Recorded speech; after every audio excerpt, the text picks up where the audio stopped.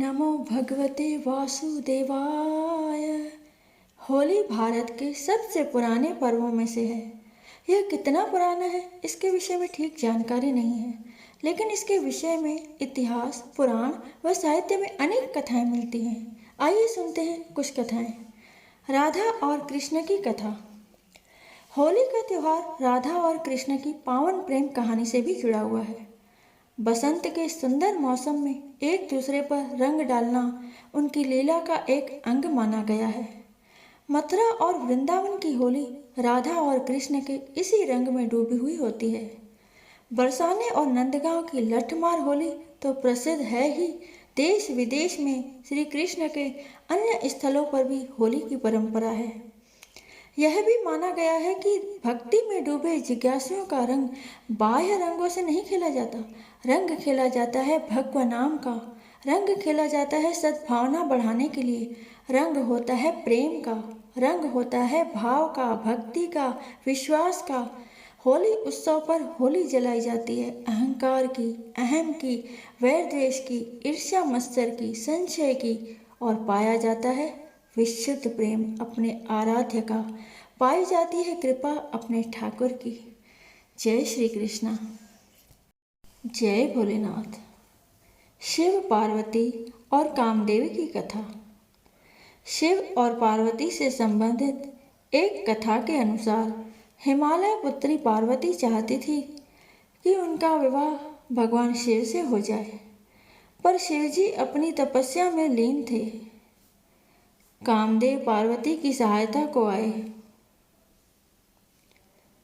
उन्होंने पुष्प बाण चलाया और भगवान शिव की तपस्या भंग हो गई। शिव जी को बड़ा क्रोध आया और उन्होंने अपनी तीसरी आंख खोल दी। उनके क्रोध की ज्वाला में कामदेव का शरीर भस्म हो गया। फिर शिव जी ने पार्वती को देखा। पार्वती की आराधना सफल हुई और शिव जी ने उन्हें अपनी पत्नी के रूप में स्वीकार कर लिया। इस कथा के आधार पर होली की आग में वासनात्मक आकर्षण को प्रतीकात्मक रूप से जलाकर सच्चे प्रेम की विजय का उत्सव मनाया जाता है। एक अन्य कथा के अनुसार कामदेव के भस्म हो जाने पर उनकी पत्नी रति ने विलाप किया और शंकर भगवान से कामदेव को जीवित करने की गुहार की। ईश्वर प्रसन्न हुए और उन्होंने कामदेव को पुनर्जीवित कर दिया। यह दिन होली का दिन होता है। आज भी रति के विलाप को लोक संगीत के रूप में गाया जाता है और चंदन की लकड़ी को अग्निदान दिया जाता है ताकि कामदेव को भस्म होने से पीड़ा न हो। साथ ही बाद में कामदेव के जीवित होने की खुशी में रंगों का त्योहार मनाया जाता है। जय भोलेनाथ। ओम नमो भगवते वासुदेवाय। प्रहलाद और होलिका की कथा। होली का त्यौहार प्रहलाद और होलिका की कथा से भी जुड़ा हुआ है।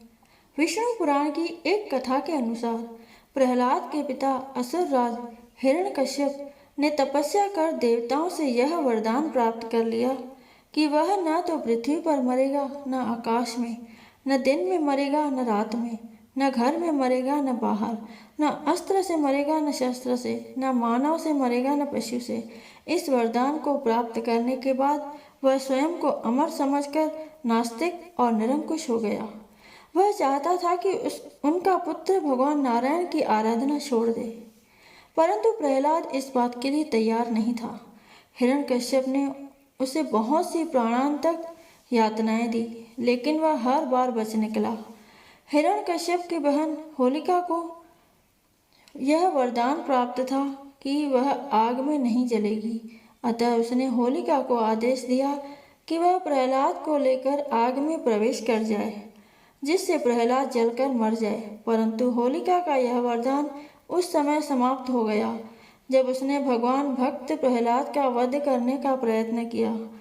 होलिका अग्नि में जल गई, परंतु नारायण की कृपा से प्रहलाद का बाल भी बांका नहीं हुआ। इस घटना की याद में लोग होलिका जलाते हैं और उसके अंत की खुशी में होली का पर्व मनाते हैं। बोलो श्री कृष्ण भगवान की जय।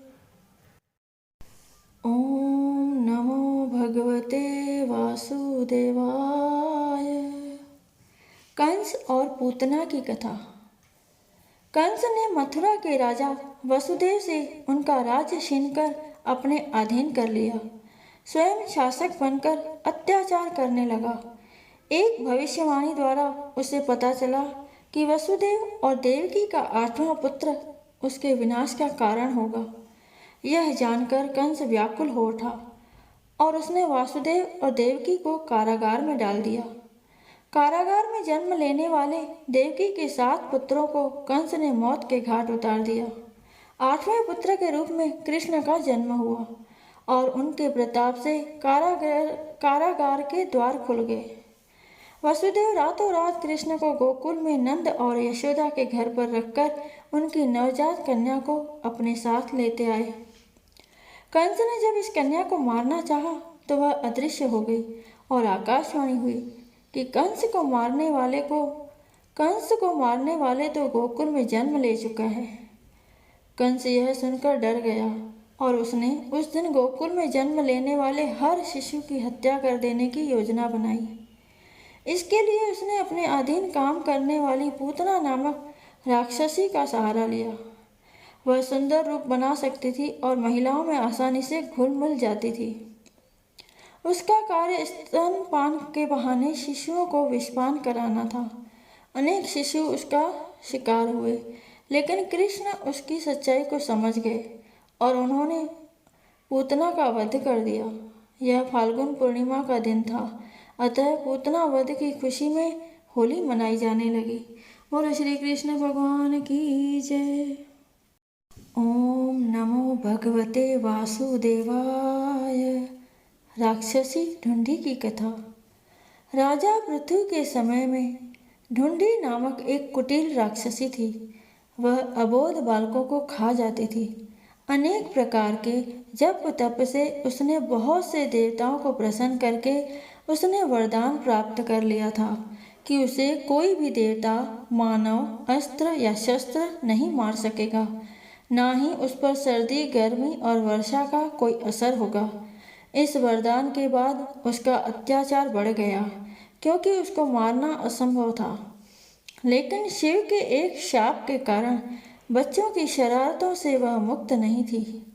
राजा पृथु ने ढूंढी के अत्याचारों से तंग आकर राजपुरोहित से उससे छुटकारा पाने का उपाय पूछा। पुरोहित ने कहा कि यदि फाल्गुन मास की पूर्णिमा के दिन, जब न अधिक सर्दी हो और न गर्मी, सब बच्चे एक एक लकड़ी लेकर अपने घर से निकले, उसे एक जगह पर रखें और घास फूस रखकर जला दें। ऊंचे स्वर में तालियां बजाते हुए मंत्र पढ़ें और अग्नि की प्रदक्षिणा करें। जोर जोर से हंसे, गाएं, चिल्लाएं और शोर करें तो राक्षसी मर जाएगी। पुरोहित की सलाह का पालन किया गया और जब ढूंढी इतने सारे बच्चों को देखकर अग्नि के समीप आई तो बच्चों ने एक समूह बनाकर नगाड़े बजाते हुए ढूंढी को घेरा। धूल और कीचड़ फेंकते हुए उसको शोरगुल करते हुए नगर के बाहर खदेड़ दिया। कहते हैं कि इसी परंपरा का पालन करते हुए आज भी होली पर बच्चे शोरगुल और गाना बजाना करते हैं। बोलो श्री कृष्ण भगवान की जय।